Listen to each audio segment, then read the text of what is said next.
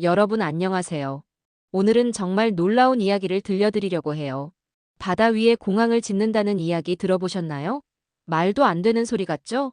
하지만 지금 이 순간에도 울릉도 앞바다에서는 인류 역사상 가장 도전적인 건설 프로젝트가 진행되고 있습니다. 16,400톤짜리 콘크리트 괴물 30개를 바다에 던져서 활주로를 만든다니 상상이 되시나요? 50년 동안 바다에 갇혀 살던 울릉도 주민들의 간절한 꿈이 어떻게 현실이 되고 있는지 그 감동적인 여정을 함께 떠나보시죠. 잠깐 구독과 좋아요는 누르셨나요?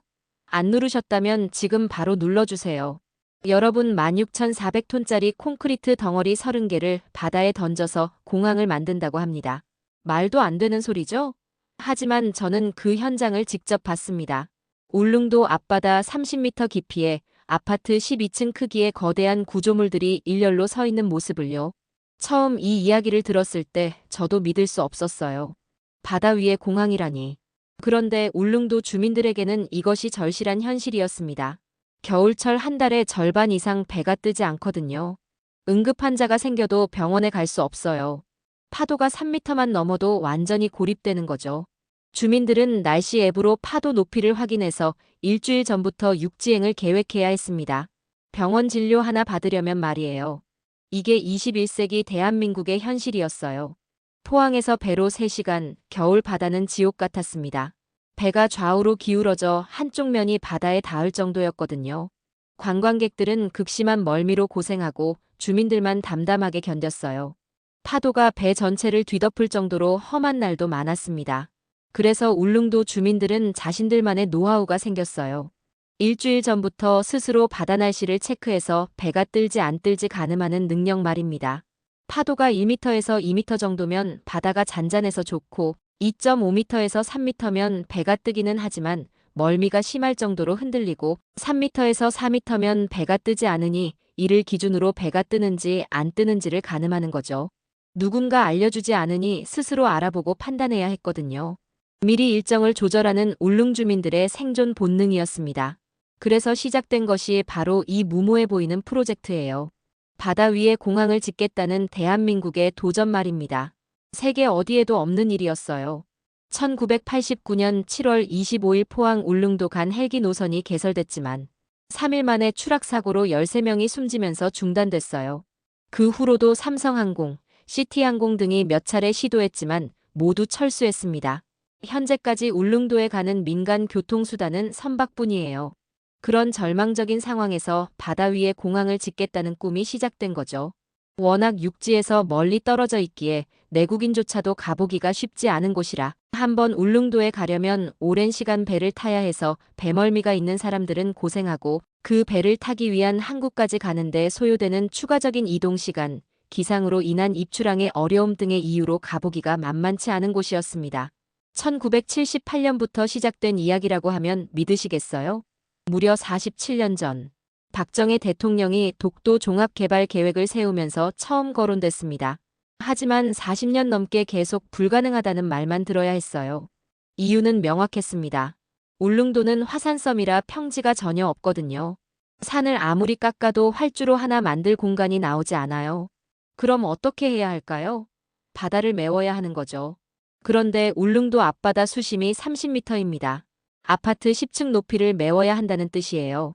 게다가 동해 한복판이라 파도도 거세고요.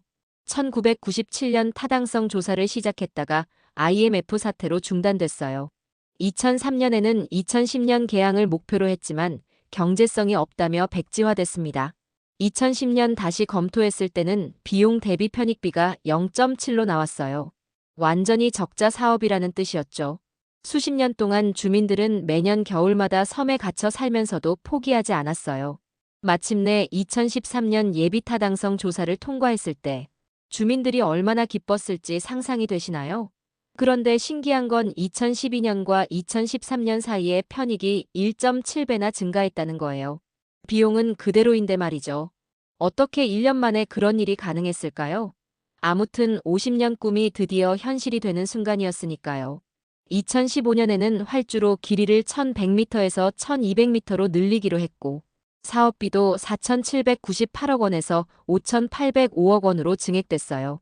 그런데 2016년 턴키 방식으로 공사가 발주됐을 때 문제가 생겼습니다. 활주로 건설 등을 목적으로 바다를 매립하기 위해 절취하기로 했던 가두봉의 암석이 매립용으로 쓰기에는 강도가 부족하다는 것이 드러났거든요. 이로 인해 공사비가 1,000억 가까이 추가로 들 거라고 예상되어 공사가 계속 유찰됐습니다. 2017년에는 개항 계획이 2022년 이후로 다시 연기됐어요. 2019년에 정부는 울릉공항 건설 사업비를 6,633억 원으로 늘리고 2020년부터 공항을 건설하여 2026년 상반기에 개항한다고 계획을 수정했습니다. 그리고 마침내 2020년 11월 27일 공식적으로 착공식이 거행됐어요. 중형차 10,000대를 합친 무게의 콘크리트 덩어리를 바다에 던진다니 정말 미친 짓 같죠? 2020년 11월 27일 착공한 울릉공항의 핵심이 바로 이 케이슨이에요. 저는 포항 영일만 제작 현장을 봤는데 정말 압도적이더라고요. 높이 28m, 너비 32m, 길이 38m짜리 콘크리트 괴물이 30개나 만들어지고 있었어요. 12층 아파트 3개 동을 붙여놓은 크기거든요. 이걸 어떻게 울릉도까지 가져갈까요? 210km를 예인선으로 끌고 가는 거예요. 서울에서 부산까지 8번 왕복하는 거리입니다. 그런데 바다 날씨가 문제였어요. 파고가 1.5m만 넘어도 작업 불가능해서 한 달에 10일에서 15일만 작업할 수 있었어요. 96개의 유압잭이 각각 250톤씩 들어올리는 특수 장비도 개발했습니다. 이 레일에는 하나당 250톤을 들어올릴 수 있는 유압잭 96개가 사용됐어요. 3년 동안 총 이동거리가 6,300km였습니다. 케이슨을 바닷속에 고정하려면 사성 6만 톤을 깔아야 했고 잠수부들이 수작업으로 돌멩이를 하나하나 메웠습니다. 화산섬인 울릉도의 깊은 수심 약 30m로 인해 최대 규모의 케이스는 높이 28m, 너비 32m, 길이 38m에 달하며 무게는 16,400톤으로 중형차 만여 대에 해당해요. 케이슨의 균형 유지와 파손 방지를 위해 파고가 1.5m 이하로 유지돼야 했으며 작업 가능 일수는 월 평균 10일에서 15일에 불과했습니다. 포항에서 울릉도까지 약 210km 거리를 예인선으로 케이슨을 운송하는 작업은 총 이동 거리 약 6,300km, 서울 부산 8회 왕복 거리에 해당했어요. 2025년 5월 마지막 30번째 케이슨이 설치되면서 바다를 막는 거대한 벽이 완성됐습니다. 이를 통해 국내 최대 규모 케이슨 제작 설치, 최장 운송 등의 기록을 달성했어요. 울릉공항은 국내 최대 규모의 고난이도 해상 매립 공항으로 건설되고 있다고 강조했습니다. 915만 세제곱미터의 흙을 퍼낸다는 게 어느 정도인지 아세요? 25m 수영장 36만 개를 채울 수 있는 양입니다. 높이 194m였던 가두봉은 이제 거의 사라졌어요. 저는 공사 현장에서 24시간 쉬지 않고 돌아가는 굴삭기들을 봤습니다. 하루 종일 먼지가 날리고 덤프트럭들이 줄을 서서 흙을 실어 나르고 있었어요. 30개월 동안 계속된 절취 작업이었죠. 그런데 이 과정이 순탄하지만은 않았습니다. 가두봉 암석이 생각보다 약해서 매립용으로 쓰기 어려웠거든요. 그래서 공사비가 1,000억 원 가까이 추가로 들었어요. 2024년 5월에는 집중호우로 토사가 무너지면서 굴삭기 기사 한 분이 목숨을 잃는 사고도 있었습니다. 위험천만한 작업이었지만 공사는 멈출 수 없었어요. 주민들의 50년 꿈을 포기할 수는 없었으니까요. 케이슨이 막은 바다 안쪽으로 가두봉의 흙과 돌들이 차곡차곡 쌓여가면서 바다 위에 땅이 생기는 기적 같은 순간을 목격했습니다. 불가능해 보였던 일이 현실이 되고 있었어요. 울릉도는 동해 한가운데에 위치한 화산섬으로 지형 특성상 섬의 산간 지역의 공항 부지를 조성하기 곤란하여 수심이 깊은 바다를 매립해야 하는데 사업 부지 주위에 매립용으로 쓸만한 암석은 83만 세제곱미터인데 비해 매립 공사에는 그 4.2배인 350만 세제곱미터의 암석이 필요해 턱없이 부족했어요. 해상 매립에 필요한 토사 915만 세제곱미터는 공사 현장과 맞닿은 해발 198m, 높이의 가두봉을 30개월 동안 절취해 확보했습니다. 바다에 설치된 케이스는 대부분 바다에 잠기지만 4m 정도의 높이는 수면 위에 노출돼요. 수면 위에 노출된 4m의 케이슨 위에 다시 약 20m의 토사를 다져 수면에서 23m에서 24m 높이의 공항터를 만드는 것이 가장 중요한 공정 중 하나였습니다. 300m 더 늘리는데 수천억이 든다고요? 주민들이 분노한 이유를 아시겠죠? 50년을 기다려서 만드는 공항인데 활주로가 1200m밖에 안 된다는 거예요. 울릉도는 강풍이 자주 불고 겨울에는 눈도 많이 내려서 더 긴 활주로가 필요한데 말이죠. 사동삼리 곽인길 이장은 이렇게 호소했어요. 안전도 생각하시고 생명도 생각해서 피리 공항 활주로는 연장됐으면 하는 게 온 주민들의 아마 생각일 것입니다. 주민들이 1500m로 연장을 요구했지만 정부는 단호하게 거절했습니다. 90m만 늘려도 수천억 원, 200m 늘리면 총 공사비가 2조 원이 된다는 거였어요. 이미 7천억 원이나 투입된 상황에서 더 이상 불가능하다는 입장이었죠. 하지만 전문가들도 우려를 표했어요. 울릉도 겨울철 기상 조건을 고려하면 현재 활주로로는 결항률이 정부 예상치 15%를 크게 넘을 수 있다는 거였습니다. 실제 울릉도의 기상은 2019년부터 2023년 중 1일 최대 적설인 79cm를 기준으로 부피는 6만 1027제곱미터이며 중량은 2만 4410톤, 효율 상수값을 나눴을 때 최종 제설 작업량은 3만 4871톤에 해당하며 일제식 제설 차량 한 대의 작업량으로는 약 15시간 30분이 소요되어 공항의 재능력을 크게 초과한다는 거예요. 따라서 겨울철 결항률은 정부에서 검토한 결항률 15%를 크게 초과할 것으로 예상됐습니다. 또한 많은 적설량은 제설 시 눈더미의 문제도 야기하며 공항 운영에 제한이 생길 수 있어요. 50년 만에 생기는 공항이 제대로 운영되지 못할 수도 있다는 뜻이었습니다. 주민들의 바람과 현실적 제약 사이의 갈등이 깊어졌어요. 울릉군과 경상북도는 활주로를 연장하여 줄 것을 지속적으로 요구하고 있습니다. 많은 사람들이 그냥 활주로 길이 늘리면 되는 거 아니냐고 말하지만 공항의 해저 지형을 보면 불과 30m만 넘어가도 성토, 비탈면의 끝이 해저 급경사 지역에 도달하는 악지형이라 천문학적인 공사비와 혁신적인 토목 기술이 추가되지 않고서는 사실상 불가능한 요구라고 봐도 무방했어요. 게다가 울릉도는 강풍이 많이 부는 지역이기에 소형기들은 착륙할 때 강풍으로 난이도가 크게 상승할 가능성도 있어서 활주로 길이를 더 넉넉하게 잡아야 한다는 의견도 있었습니다. 비행기가 하루에 몇 번이나 뜨고 내릴까요? 2020년 주민설명회에서 쏟아진 질문이었어요. 50년 만에 이루어지는 꿈에 대한 기대감과 걱정이 공존했거든요. 공항 인근 주민들이 가장 우려한 건 소음 문제였습니다. 하루 최대 64편의 항공기가 뜨고 내릴 예정이라고 하니까요. 시공업체는 소음 발생이 미비할 것이라고 답했지만 구체적인 대책은 없었어요. 더 큰 문제는 환경 파괴 우려였습니다.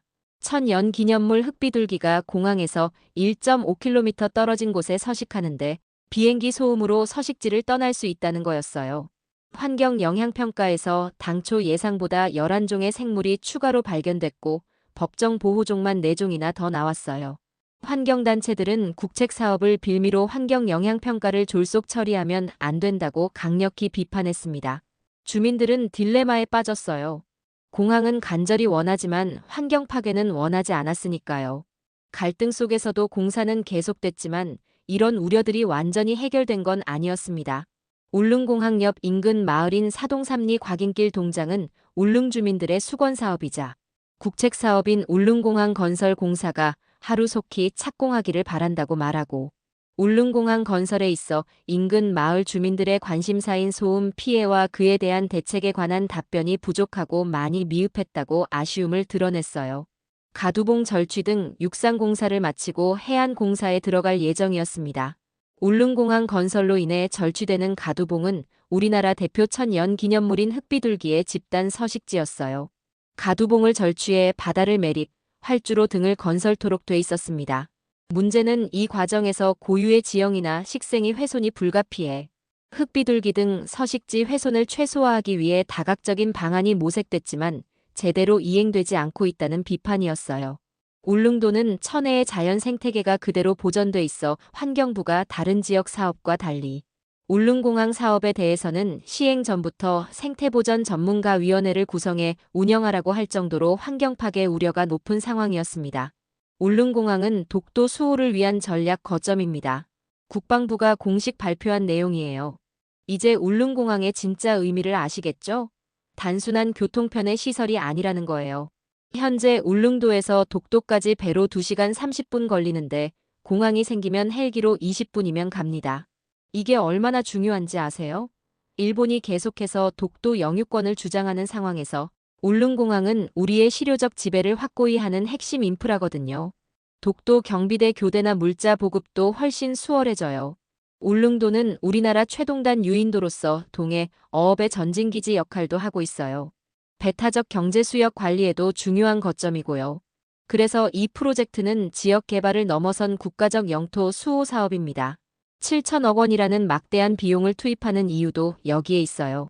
바다 위에 짓는 공항이 우리 바다를 지키는 요새가 되는 거죠.